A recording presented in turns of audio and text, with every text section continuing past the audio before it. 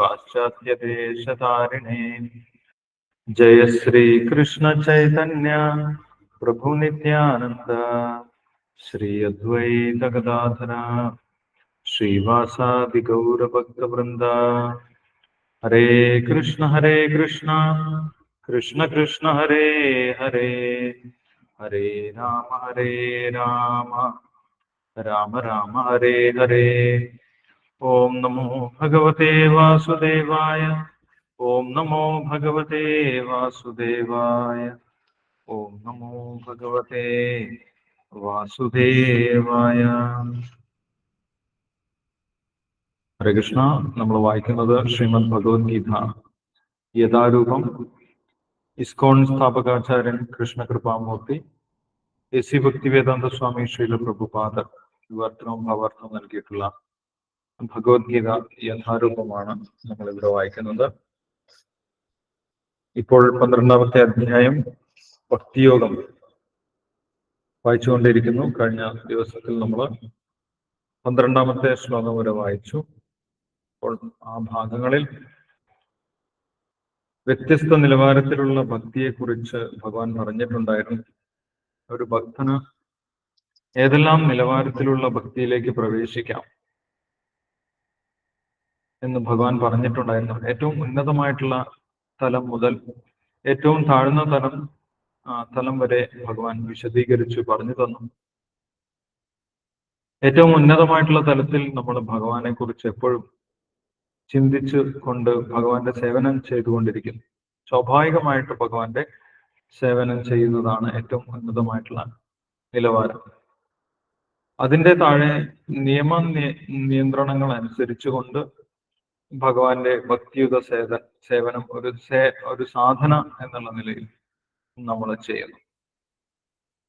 അതിനും താഴെ ഭഗവാന്റെ ഭക്തിയുത സേവന കർമ്മങ്ങൾ ചെയ്യുന്നു. അതും സാധിക്കാത്തവർ മറ്റു കർമ്മങ്ങൾ ചെയ്ത് അതിന്റെ കർമ്മഫലം ഭഗവാന് വേണ്ടി സമർപ്പിക്കും.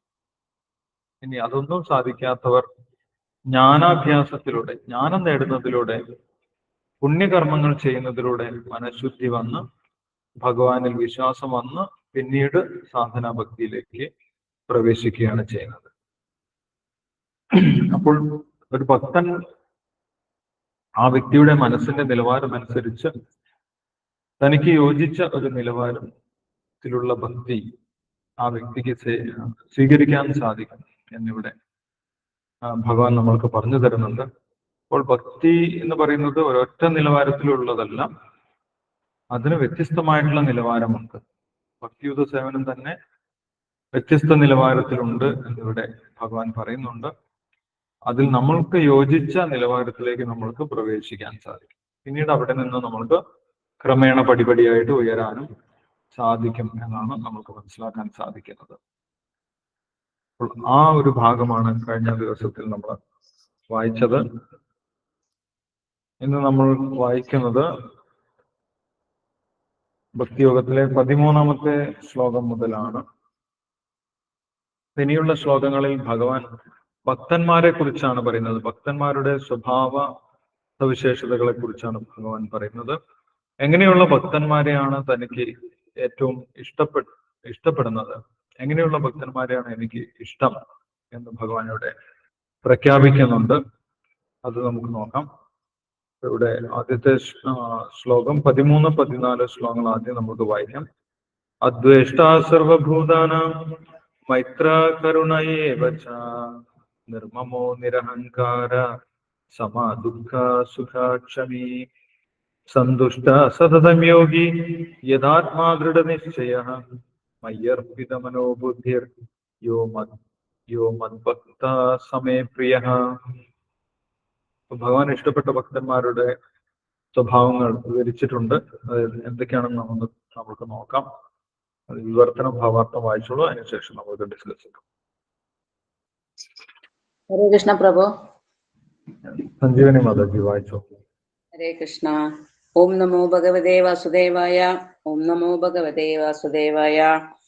അദ്വേഷ്ടാ സർവഭൂതാനാം മൈത്രാ കരുണ ഏവ ച നിർമ്മമോ നിരഹങ്കാര സമദുഃഖ സുഖക്ഷമീ സന്തുഷ്ട സതതം യോഗി യഥാത്മാ ദൃഢ നിശ്ചയ മയ്യർപ്പിതമനോ ബുദ്ധിർ യോ മദ്ഭക്ത സമേ പ്രിയഃ. വിവർത്തന ഭാവാർത്ഥം. ഭക്തിവേദാന്ത ശ്രീലപ്രഭുപാദ് കി ജയ്.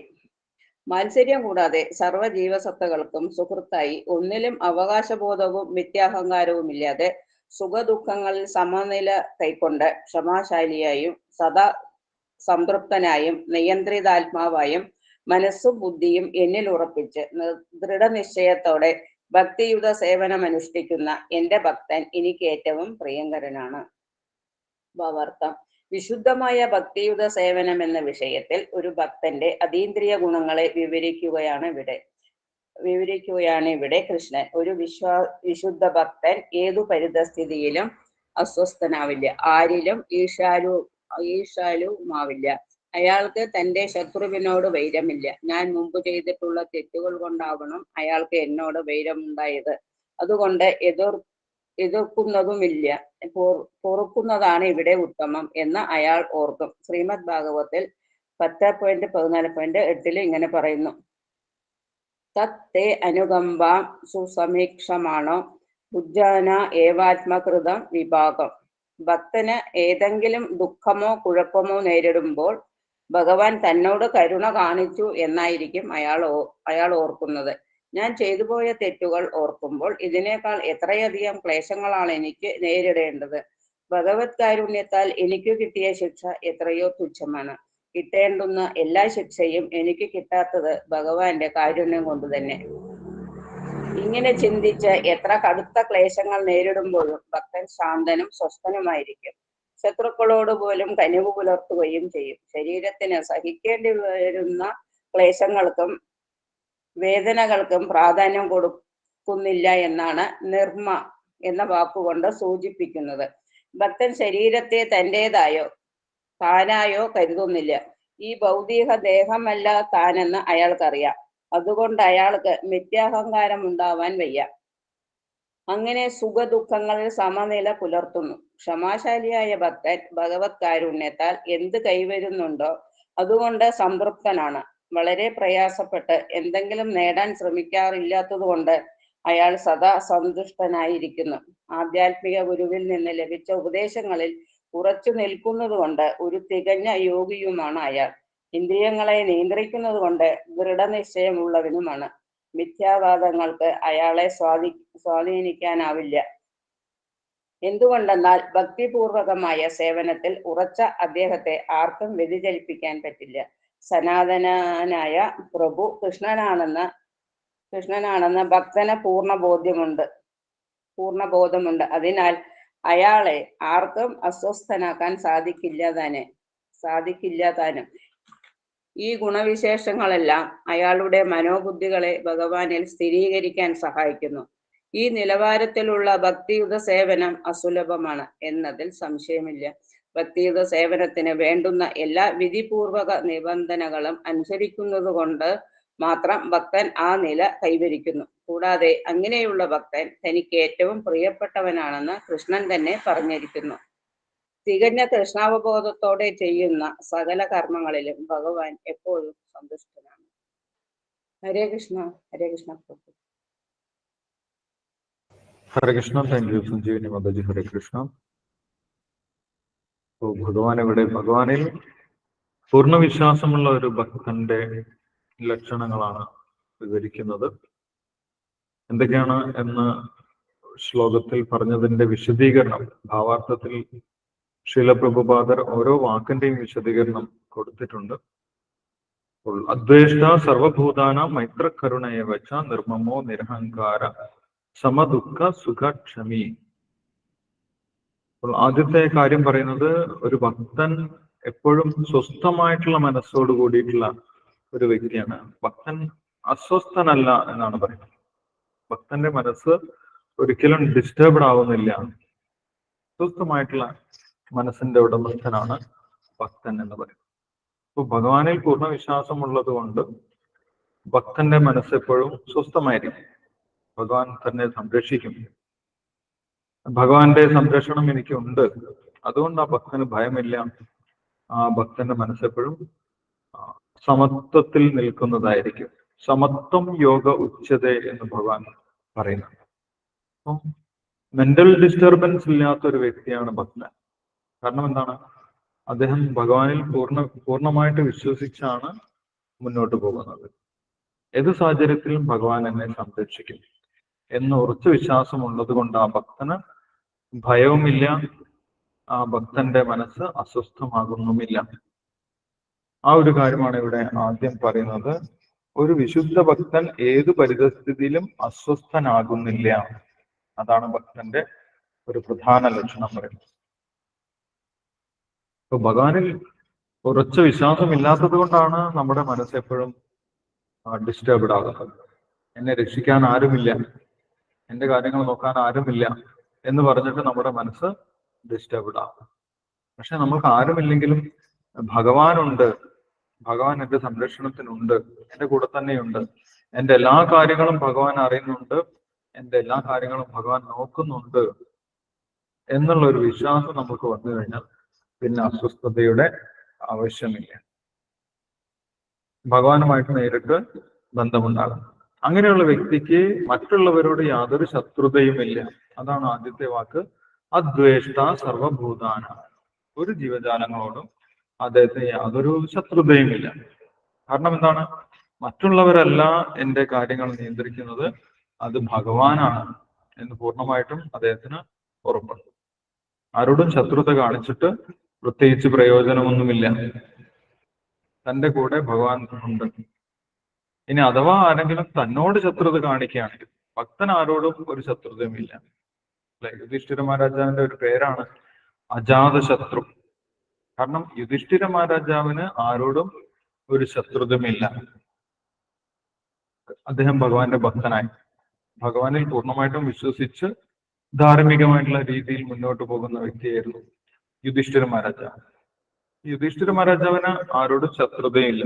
അതുകൊണ്ട് അദ്ദേഹം ഈ ഒരു അദ്വേഷ്ട സർവഭൂതാനം എന്നുള്ള ഒരു നിലവാരത്തിന് ഉദാഹരണമാണ്.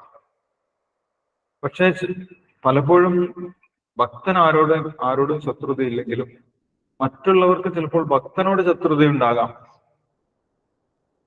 ഭക്തൻ ആരോടും ശത്രുതയില്ല, പക്ഷെ ഭക്തനോട് ശത്രുതയുണ്ടാകാം.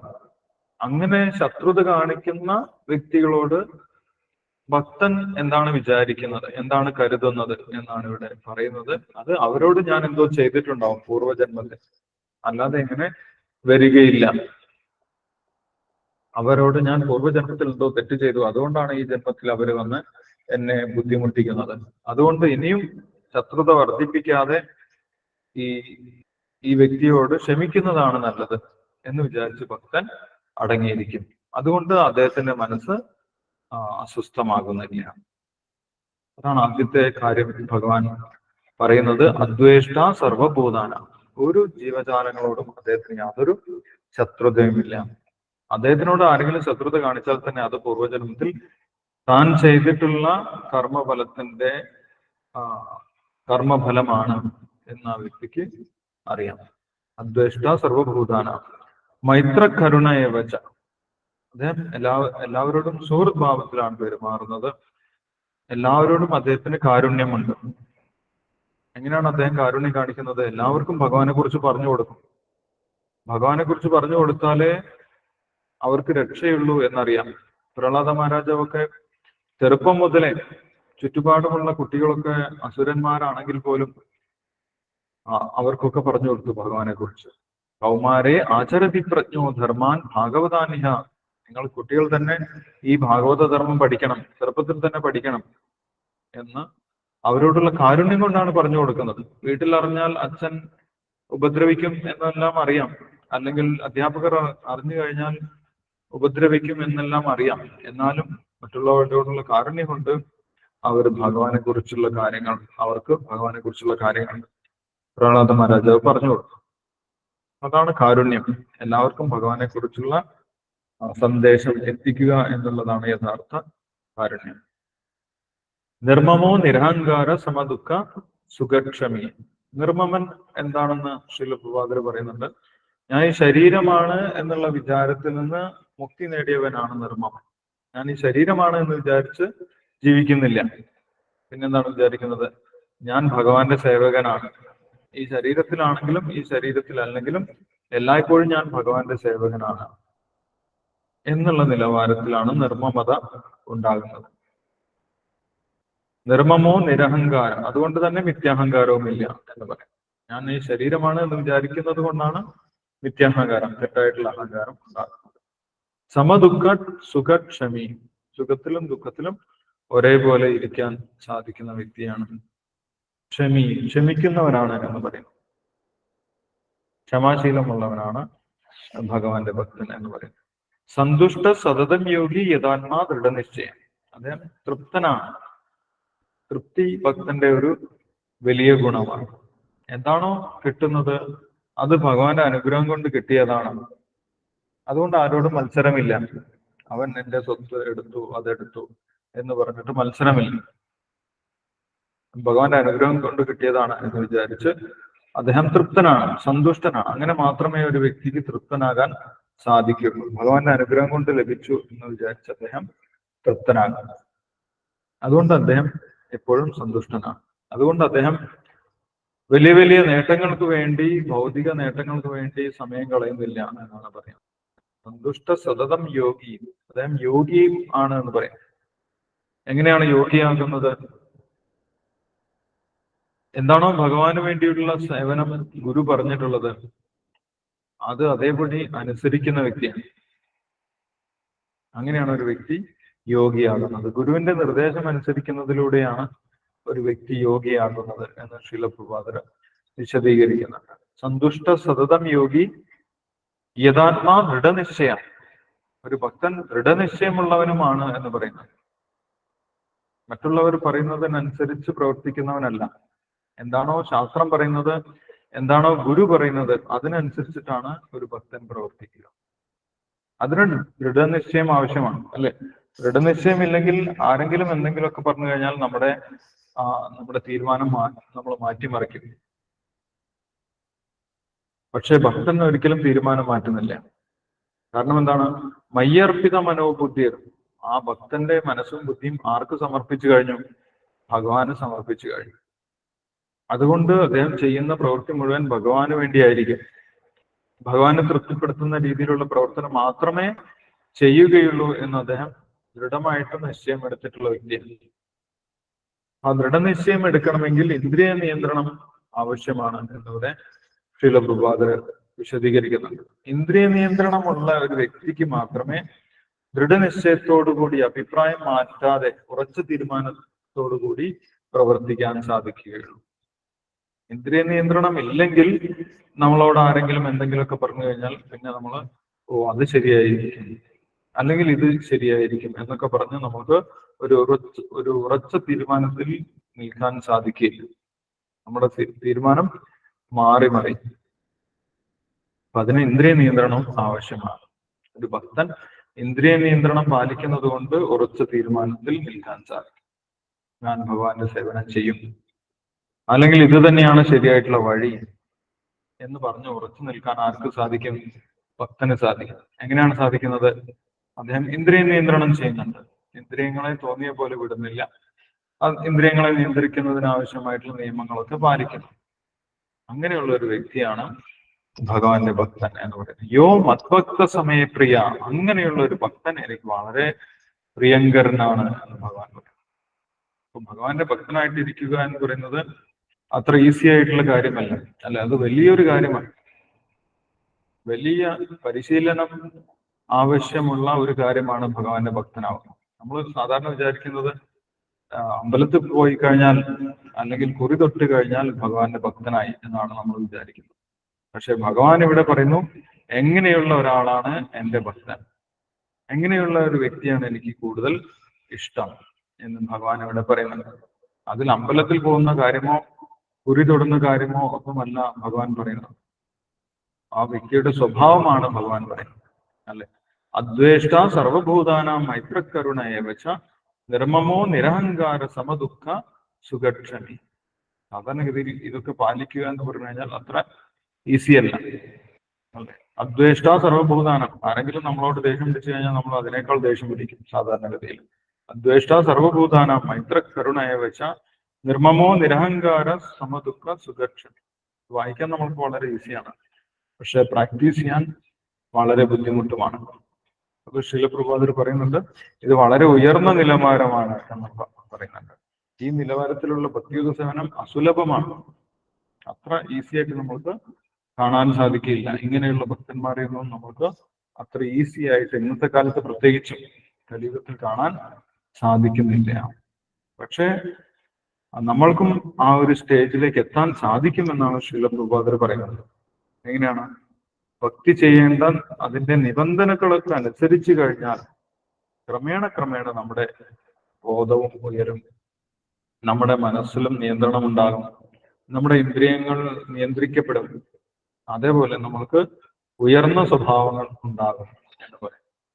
അപ്പം ഒറ്റയടിക്ക് സാധിക്കുന്നില്ലെങ്കിൽ പോലും ആ ഭക്തിക്ക് വേണ്ട നിയമങ്ങളൊക്കെ അനുസരിച്ച് കഴിഞ്ഞാൽ ഒരു വ്യക്തിക്ക് തീർച്ചയായിട്ടും ഉയരാൻ സാധിക്കും എന്ന് തന്നെയാണ് പറയുന്നത്. അതാണ് ഈ 2 ശ്ലോകങ്ങളിൽ പറയുന്ന കാര്യം. അടുത്ത ശ്ലോകം വായിക്കാം. 15ാമത്തെ ശ്ലോകം വെച്ചു.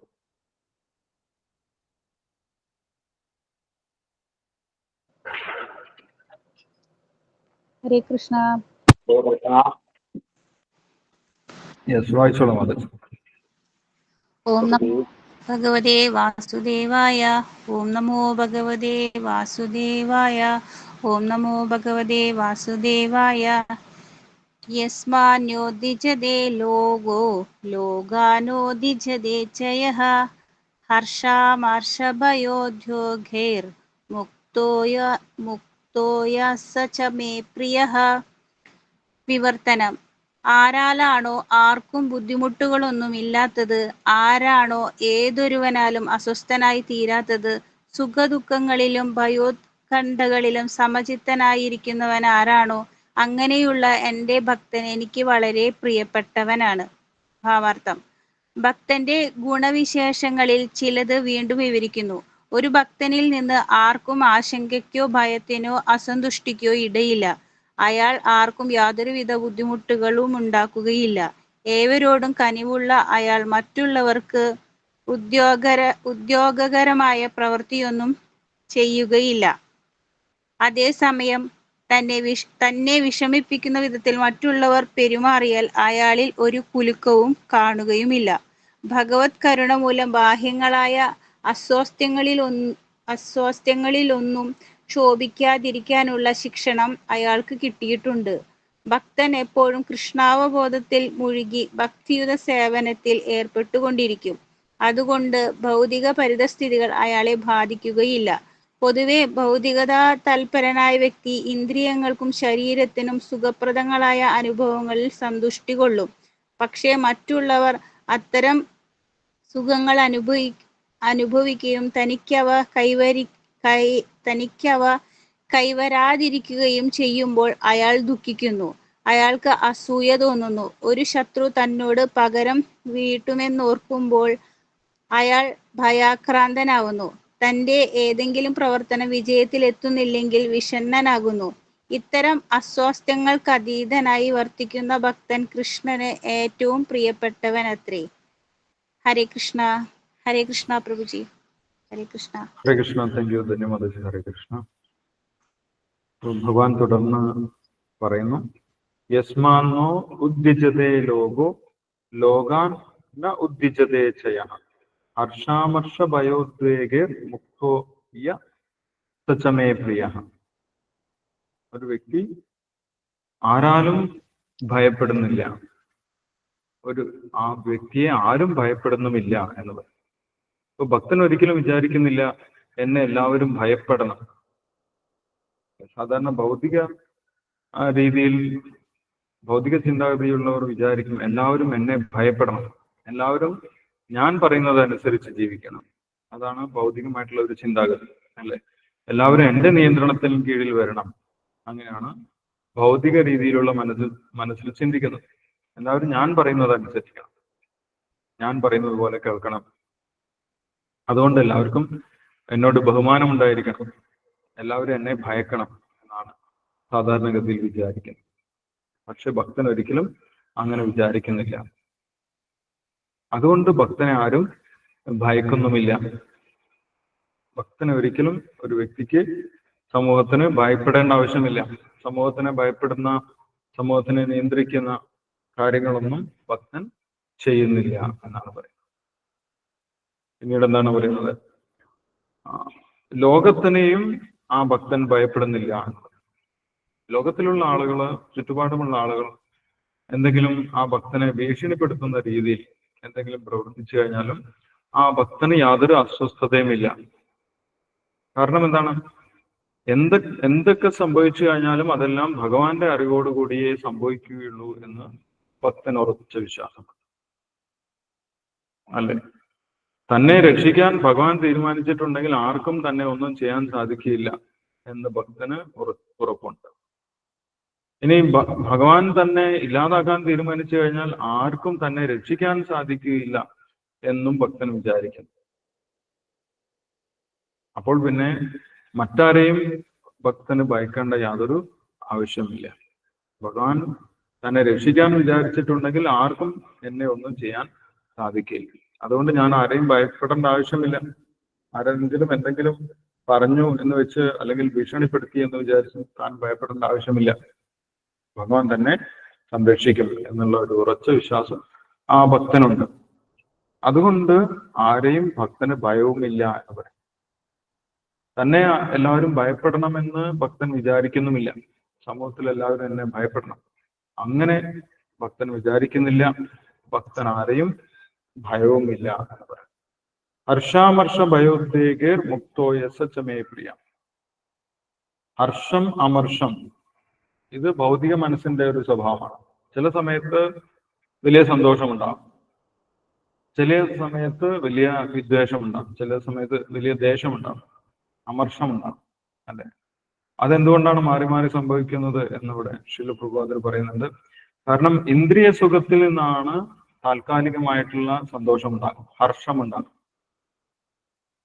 അതേപോലെ ഇന്ദ്രിയ സുഖം ലഭിക്കാത്ത, അതിനെന്തെങ്കിലും തടസ്സമുണ്ടാകുന്ന സമയത്താണ്, ഇന്ദ്രിയ സംതൃപ്തിക്ക് തടസ്സമുണ്ടാകുമ്പോഴാണ് അമർഷമുണ്ടാകുന്നത്. മറ്റൊരാളോട് അമർഷം, ദേഷ്യം. അയാൾ കാരണമാണ് എനിക്ക് ഇതൊന്നും കിട്ടാത്തത്, അയാൾ കാരണമാണ് എനിക്ക് നേട്ടങ്ങളൊന്നും ഉണ്ടാവാത്തത് എന്നൊക്കെ വിചാരിക്കും. അതാണ് അമർഷം. അപ്പോൾ ആ സുഖവും ദുഃഖവും ഒക്കെ എന്തിനെ അടിസ്ഥാനപ്പെടുത്തിയിട്ടാണ്? ഇന്ദ്രിയ തൃപ്തിയെ അടിസ്ഥാനപ്പെടുത്തിയാണ്. പക്ഷെ ഭക്തന്റെ സുഖം എവിടെയാണ്? ഭഗവാന്റെ കാരുണ്യത്തിലാണ് ഭക്തന്റെ സുഖം, ഭഗവാന്റെ സേവനത്തിലാണ് ഭക്തന്റെ സുഖം. അതുകൊണ്ട് ഇന്ദ്രിയ സുഖത്തിനെ അടിസ്ഥാനപ്പെടുത്തിയിട്ടല്ല ഭക്തൻ ജീവിക്കുന്നത് എന്ന് പറയും. ഭഗവാന് തൃപ്തിയാണെങ്കിൽ ഭക്തനും തൃപ്തിയാണ്. ഇന്ദ്രിയ സുഖങ്ങളെ ആശ്രയിക്കുന്നില്ല. ഇന്ദ്രിയ സുഖങ്ങളെ ആശ്രയിച്ചു കഴിഞ്ഞാൽ സുഖവും ദുഃഖവും മാറി മാറി വരും. ഹർഷാമർഷ ഭയോത്തേക്ക് ഭയമുണ്ടാകും, ഉള്ളിൽ ഭയമുണ്ടാകും. ശത്രുക്കൾ എന്നെ തോൽപ്പിക്കും എന്നുള്ള പേടിയൊക്കെ ഉണ്ടാകും. അല്ല, അവൻ എന്റെ ശത്രുവാണ്, അവൻ എനിക്ക് തടസ്സമാണ്, എന്റെ വിജയത്തിന് അവനാണ് തടസ്സം അല്ലെങ്കിൽ അവളാണ് തടസ്സം എന്നൊക്കെ പറഞ്ഞിട്ട് മനസ്സിൽ അങ്ങനെ ചിന്ത ഉണ്ടാവും. പിന്നെ അവരെ കുറിച്ച് ചിന്തിക്കാൻ തുടങ്ങും, അവരെന്നെ നശിപ്പിക്കും എന്നൊക്കെ ഉള്ള ചിന്താഗതി ഉണ്ടാവും. ഇതെല്ലാം ഭൗതികമായ മനസ്സിന്റെ സങ്കല്പങ്ങളാണ്, മനസ്സിന്റെ ഒരു പ്രാക്ടീസാണ്. ഇങ്ങനെയുള്ള കഥകളൊക്കെ മനസ്സുണ്ടാക്കിക്കൊണ്ടേയിരിക്കും. ഇതാണ് മനസ്സിന്റെ സ്വഭാവം. പക്ഷെ ഭക്തന്റെ മനസ്സ് ഭഗവാനാൽ നിയന്ത്രിതമായതുകൊണ്ട്, ഭഗവാന്റെ അനുഗ്രഹം കൊണ്ട് ഇങ്ങനെയുള്ള ചിന്താഗതികളിൽ നിന്നൊക്കെ ഭക്തൻ മുക്തനായിരിക്കും എന്നാണ് പറയുന്നത്. ഹർഷാമർഷ ഭയോദ്വേഗേ മുക്തോ യസചമേ പ്രിയ. ഇങ്ങനെയുള്ള ചിന്തകളിൽ നിന്നൊക്കെ ഭക്തൻ മുക്തനായിട്ടുണ്ടാകും. അങ്ങനെയുള്ള ഭക്തനെയാണ് എനിക്ക് കൂടുതൽ ഇഷ്ടം എന്നാണ് ഇവിടെ ഭഗവാൻ പറയുന്നത്. മുക്തോ യസചമേ പ്രിയ, അങ്ങനെയുള്ള ഭക്തനെയാണ് എനിക്ക് കൂടുതൽ ഇഷ്ടം എന്ന് പറയും. അപ്പൊ ആ ഒരു മനസ്ഥിതി എങ്ങനെയാണ് ഉണ്ടാവുന്നത്? ഭഗവാനെ പൂർണ്ണമായിട്ട് ആശ്രയിക്കുമ്പോഴാണ് ഉണ്ടാവുന്നത്. അല്ലെ? സുഖം വരുന്നതും ദുഃഖം വരുന്നതും ഒക്കെ ഭഗവാൻ അറിഞ്ഞുകൊണ്ടാണ്. ഇനി ആരെങ്കിലും തന്നെ ഭയപ്പെടുത്തി കഴിഞ്ഞാൽ അവർക്ക് തന്നെ ഉപദ്രവിക്കണമെങ്കിലും അത് ഭഗവാന്റെ നിശ്ചയമാണ്. ഭഗവാന്റെ നിശ്ചയം ഉണ്ടെങ്കിൽ മാത്രമേ അവർക്ക് എന്നെ എന്തെങ്കിലും ചെയ്യാൻ സാധിക്കുകയുള്ളൂ. ഇത് വളരെ ഉയർന്ന തലത്തിലുള്ള ഒരു വിശ്വാസമാണ്. അല്ലെ? നമ്മൾക്ക് സാധാരണഗതിയിൽ ചെറിയ വിശ്വാസം പോലും, ചെറിയ എന്തെങ്കിലും പ്രശ്നം ഉണ്ടാകുമ്പോൾ പോലും നമ്മുടെ ആ വിശ്വാസം നഷ്ടപ്പെടാൻ സാധ്യതയില്ല. ഞാൻ ഇത്രയും പ്രാർത്ഥിച്ചിട്ട് എന്താണ് ഭഗവാൻ ഒന്ന് കേൾക്കാത്തത്, ഭഗവാൻ എന്താണ് അങ്ങനെ ചെയ്യുന്നത് എന്ന് മനസ്സ് ചിന്തിക്കാൻ തുടങ്ങും. പക്ഷെ ഉന്നത നിലവാരത്തിലുള്ള ഭക്തൻ വിചാരിക്കുന്നത് എല്ലാം ഭഗവാന്റെ അറിവോടുകൂടിയാണ്, ഞാനിത് അനുഭവിക്കേണ്ടതാണ്, അനുഭവിക്കേണ്ടതിന്റെ കുറച്ച് മാത്രമേ ഞാനിപ്പോൾ അനുഭവിക്കുന്നുള്ളൂ, ബാക്കി ഭഗവാൻ മാറ്റി തന്നിട്ടുണ്ട്. ഞാൻ വലിയ ദുഃഖങ്ങൾ അനുഭവിക്കേണ്ട വ്യക്തിയാണ്, പക്ഷെ ഭഗവാൻ എനിക്ക് മാറ്റി തന്നിട്ടുണ്ട് എന്ന് ചിന്തിക്കുന്ന മനസ്സാണ് ഭക്തന്റെ മനസ്സെന്ന് പറയും. ആ ഒരു നിലവാരത്തിലെത്തിയ ഭക്തനെ ഭഗവാൻ വളരെയധികം ഇഷ്ടമാണ് എന്നുള്ള കാര്യം ഇവിടെ പറയുന്നുണ്ട്. ഓക്കെ, നമുക്ക് അടുത്ത ശ്ലോകം കൂടി വായിക്കാം. 16-ാമത്തെ ശ്ലോകം.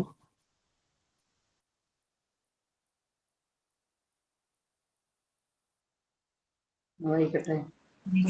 വായിച്ചോളൂ. ഓം നമോ ഭഗവതേ വാസുദേവായ. ഓം നമോ ഭഗവതേ വാസുദേവായ. ഓം നമോ ഭഗവതേ വാസുദേവായ. ശ്ലോകം 16. അനപേക്ഷ ശുചിർദക്ഷ ഉദാസീനോ ഗതവ്യദഃ സർവാരംഭ പരിത്യാഗി യോ മദ്ഭക്തസമേ പ്രിയഃ. വിവർത്തനം. സാധാരണ കർമ്മക്രമങ്ങളെ ഒന്നിനെയും ആശ്രയിക്കാത്തവനും ശുദ്ധനും നിപുണനും ഉത്കണ്ഠ വ്യഥ എന്നിവയില്ലാത്തവനും ഫലമുദ്ദേശിച്ച് പ്രവർത്തിക്കാത്തവനുമായ എന്റെ ഭക്തൻ എനിക്ക് ഏറ്റവും പ്രിയപ്പെട്ടവനാണ്. ഭാവാർത്ഥം. ഒരു ഭക്തന് ആരെങ്കിലും പണം നൽകുകയാണെങ്കിൽ അതിൽ തെറ്റില്ല, എന്നാൽ പണത്തിന് വേണ്ടി ഭക്തൻ എനിക്ക് എത്തിക്കരുത്. ഈശ്വരകാരുണ്യത്താൽ താനെ ധനം ലഭിക്കുകയാണെങ്കിൽ അയാൾക്കതുകൊണ്ട് കളക്കമുണ്ടാവില്ല. ഭക്തൻ പതിവായി പ്രഭാതത്തിൽ ഭക്തിയുത സേവനങ്ങളിൽ ഏർപ്പെടാൻ എഴുന്നേൽക്കും. ദിവസം തോറും 2 തവണയെങ്കിലും സ്നാനം ചെയ്യും. അതിനാൽ സ്വാഭാവികമായി അയാൾ ബാഹ്യമായും ആന്തരികമായും വിശുദ്ധനാണ്. ജീവിതത്തിലെ എല്ലാ പ്രവർത്തനങ്ങളുടെയും സാരമെന്തെന്നറിയുന്നത് കൊണ്ടും പ്രാമാണിക ഗ്രന്ഥങ്ങളിൽ ഉറച്ച വിശ്വാസമുള്ളത് കൊണ്ടും ഭക്തൻ നിപുണനായിരിക്കും. അയാൾ ഒരു പ്രത്യേക കക്ഷിയിലും പെടുന്നില്ല, അങ്ങനെ സ്വതന്ത്രനുമാണ്. അയാൾ എല്ലാ ഉപാധികൾക്കും അതീതനാകയാൽ ഒരിക്കലും വേദനിക്കുന്നില്ല. ഈ ശരീരം ഒരു ഉപാധിയാണെന്ന് അയാൾക്കറിയാവുന്നതിനാൽ ശാരീരിക വേദനകൾ ഉണ്ടെങ്കിൽ അദ്ദേഹത്തെ ബാധിക്കുന്നില്ല. ഭക്തിയുത സേവനത്തിന്റെ പ്രമാണങ്ങൾക്കെതിരായുള്ള ഏതൊരു പ്രവൃത്തിക്കും അയാൾ ഒരുങ്ങുകയില്ല. ഉദാഹരണത്തിന്, വലിയൊരു കെട്ടിടം പണിയാൻ ഒട്ടേറെ ശക്തി വിനിയോഗിക്കേണ്ടതുണ്ട്.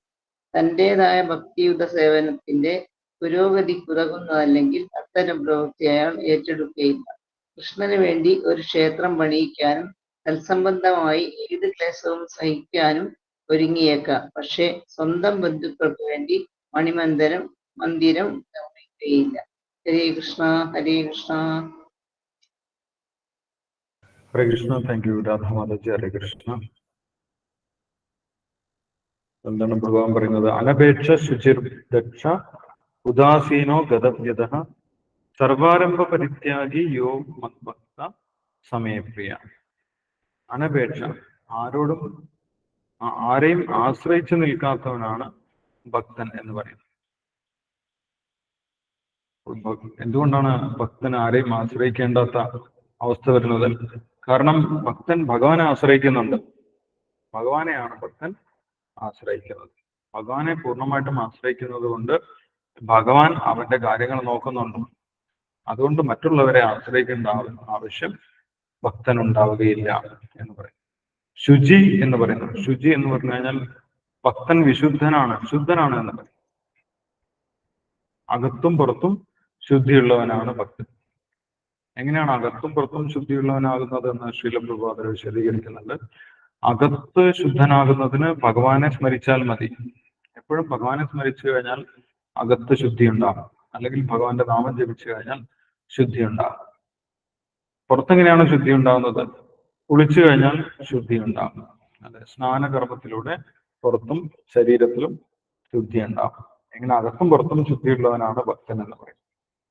ശുചിർ ദക്ഷ എന്ന് പറയും. ദക്ഷൻ എന്ന് പറഞ്ഞു കഴിഞ്ഞാൽ എക്സ്പേർട്ട് എന്നാണ് അർത്ഥം. എക്സ്പേർട്ട് ആയിട്ടുള്ള നിപുണൻ. ഭഗവാനെ കുറിച്ചുള്ള കാര്യങ്ങളൊക്കെ അറിയാം. ശാസ്ത്രം ഒക്കെ പഠിക്കുന്നത് കൊണ്ട്, ഭഗവത്ഗീത ഭാഗവതം ഒക്കെ പഠിക്കുന്നത് കൊണ്ട് ഭഗവാനെ കുറിച്ചുള്ള ജ്ഞാനമുണ്ട്. അങ്ങനെയുള്ള വ്യക്തിയാണ് ദക്ഷൻ എന്ന് പറയുന്നത്. നിപുണനാണ്, എക്സ്പേർട്ടാണ് എന്ന് പറയും. ഉദാസീനോ ഗതഭ്യത, ഭൗതിക നേട്ടങ്ങളിൽ വലിയ താല്പര്യമില്ലാത്തവനാണ്, ഭൗതിക നേട്ടങ്ങളിൽ സന്തോഷം കണ്ടെത്താത്തവനാണ് ഉദാസീനൻ എന്ന് പറയും. ഗതഭ്യത, ശരീരത്തിനുണ്ടാക്കുന്ന ദുഃഖങ്ങളെ വലിയ ദുഃഖമായിട്ട് ആ വ്യക്തി കണക്കാക്കുന്നില്ല. ശരീരമാണ് അസുഖങ്ങളൊക്കെ ഉണ്ടാകുന്നത്, അത് ശരീരത്തിന്റെ ഒരു സ്വഭാവമാണ് എന്ന് മനസ്സിലാക്കി അതിന്റെ വഴിക്ക് അതിന് അത്ര വലിയ പ്രാധാന്യം കൊടുക്കുന്നില്ല. സർവാരംഭ പരിത്യാഗി യോ മദ്ഭക്ത സമയപ്രിയ എന്ന് പറയും. ഭൗതികമായിട്ടുള്ള നേട്ടങ്ങൾക്ക് വേണ്ടി ഒരു പ്രവർത്തനം അദ്ദേഹം വലിയ രീതിയിൽ ചെയ്യുന്നില്ല. സർവാരംഭ പരിത്യാഗി. അപ്പൊ ഇതെല്ലാം നമ്മൾ വായിക്കുന്ന സമയത്ത് വലിയ വലിയ സാധാരണഗതിയിൽ നമ്മൾക്ക് പ്രാപിക്കാൻ സാധിക്കാത്ത അത്രയും ഉയർന്ന ഒരു നിലവാരമായിട്ട് നമ്മൾക്ക് കാണാൻ സാധിക്കും. അല്ലെ, ഇതൊക്കെ ഇന്നത്തെ കാലത്ത് ഇങ്ങനെയുള്ള ഭക്തന്മാരെ കണ്ടുകിട്ടുന്നത് വലിയ ബുദ്ധിമുട്ടാണ്. സാധാരണഗതിയിൽ നമ്മളെ മനസ്സൊക്കെ ഭൗതികമായിട്ടുള്ള ചിന്താഗതിയിൽ അതിന്റെ പ്രതിപ്രവർത്തനങ്ങൾ, അതിന്റെ ബുദ്ധിമുട്ടുകളൊക്കെ നമ്മുടെ മനസ്സിൽ ഉണ്ടാകുന്നുണ്ട്. അപ്പൊ അതിന്റെ അർത്ഥം നമുക്ക് ഒറ്റയടിക്ക് ഈ ഒരു നിലവാരത്തിൽ എത്താൻ സാധിക്കുന്നില്ല എന്നുള്ളതാണ്. ഇവിടെ ഭഗവാൻ പറയുന്ന കാര്യങ്ങളൊക്കെ ഏറ്റവും ഉന്നത നിലവാരമാണ്, അല്ലെ. ഭക്തിയോഗമാണ് ഭഗവത്ഗീതയുടെ ആ കാതൽ.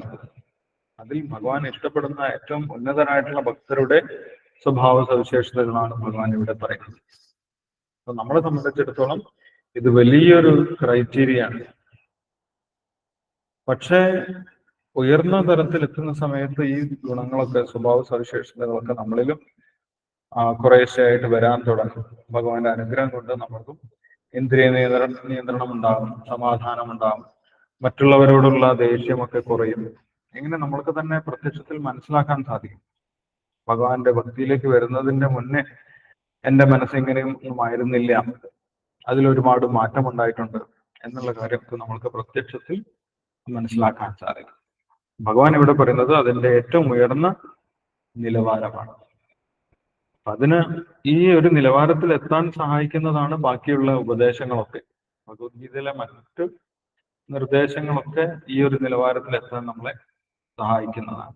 അപ്പൊ ചിലപ്പോൾ നമ്മൾക്ക് ഒറ്റയടിക്ക് ആ ഒരു നിലവാരത്തിൽ എത്താൻ സാധിച്ചു എന്ന് വരില്ല. അതിനു വേണ്ടിയിട്ടാണ് ഭഗവാൻ എന്താ ചെയ്യുന്നത്, ഇനിയുള്ള അധ്യായങ്ങളിൽ ഉപദേശങ്ങൾ നൽകുന്നത്. യഥാർത്ഥത്തിൽ ഈ അധ്യായത്തോടു കൂടി ഭഗവത്ഗീതയുടെ എല്ലാ നിർദ്ദേശങ്ങളും, എല്ലാ ഉപദേശങ്ങളും കഴിഞ്ഞു. ഭഗവത്ഗീത ഈ 12ാമത്തെ അധ്യായത്തോടു കൂടി അവസാനിച്ചു. ഭഗവാൻ പറയേണ്ടതൊക്കെ പറഞ്ഞു കഴിഞ്ഞു. ഏറ്റവും ഉന്നതമായിട്ടുള്ള കാര്യങ്ങളെ കുറിച്ചൊക്കെ പറഞ്ഞു കഴിഞ്ഞു. ഭക്തിയോഗം പറഞ്ഞു, ഭക്തിയിലെ ഭക്തന്മാരുടെ സ്വഭാവങ്ങളെ കുറിച്ച് പറഞ്ഞു, എല്ലാം പറഞ്ഞു കഴിഞ്ഞു. മന്മനാഭവ മദ്ഭക്തോ മധ്യാജി മാം നമസ്കുരു. എപ്പോഴും ഭഗവാനെ കുറിച്ച് ചിന്തിക്കുക, ഭഗവാന്റെ ഭക്തനാവുക, ഭഗവാനെ ആരാധിക്കുക. ഇതാണ് ഭഗവത്ഗീതയുടെ ഏറ്റവും ഉന്നതമായിട്ടുള്ള നിർദ്ദേശം. അതെല്ലാം ഭഗവാൻ പറഞ്ഞു കഴിഞ്ഞു. അപ്പോൾ ഇനിയുള്ള അടുത്ത അധ്യായം എന്തിനു വേണ്ടിയിട്ടാണ്? 13 മുതൽ 18 വരെയുള്ള അധ്യായങ്ങൾ. ഭഗവാൻ അറിയാം നമ്മൾക്ക് ഒറ്റയടിക്ക് ഈ ഒരു നിലവാരത്തിൽ എത്താൻ സാധിക്കുകയില്ല, അല്ലെ. ഒറ്റയടിക്ക് എപ്പോഴും ഭഗവാനെ കുറിച്ച് ചിന്തിക്കുന്ന, ഈ പറയുന്ന സ്വഭാവ സവിശേഷതകളുള്ള ഒരു ഭക്തനായി തീരാൻ നമുക്ക് അത്ര എളുപ്പത്തിൽ സാധിക്കുന്നില്ല. അതിന് സ്റ്റെപ്പ് ബൈ സ്റ്റെപ്പായി നമ്മളെ സഹായിക്കുന്നതാണ് അടുത്ത അധ്യായം. കർമ്മത്തെക്കുറിച്ചും ജ്ഞാനത്തെക്കുറിച്ചും ഒക്കെ പറഞ്ഞു തന്ന ആ ഒരു ജ്ഞാനത്തിന്റെ സഹായത്തോടു കൂടി നമ്മൾക്ക് കുറേശ്ശെ ഉയരാൻ സാധിക്കും. അതിനുവേണ്ടിയാണ് അടുത്ത അധ്യായമൊക്കെ നമ്മളെ സഹായിക്കുന്നത്. ഇവിടെ ഭഗവാൻ ഏറ്റവും ഉയർന്ന നിലവാരത്തിലുള്ള സ്വഭാവങ്ങളാണ് വിവരിക്കുന്നത്. ഓക്കെ, അപ്പം ബാക്കി അടുത്ത ശ്ലോകം നമുക്ക് അടുത്ത ദിവസം വായിക്കാം. ഇപ്പോൾ വായിച്ച ശ്ലോകങ്ങളിൽ എന്തെങ്കിലും സംശയങ്ങളുണ്ടെങ്കിൽ ഇപ്പോൾ നമുക്ക് ഡിസ്കസ് ചെയ്യാം.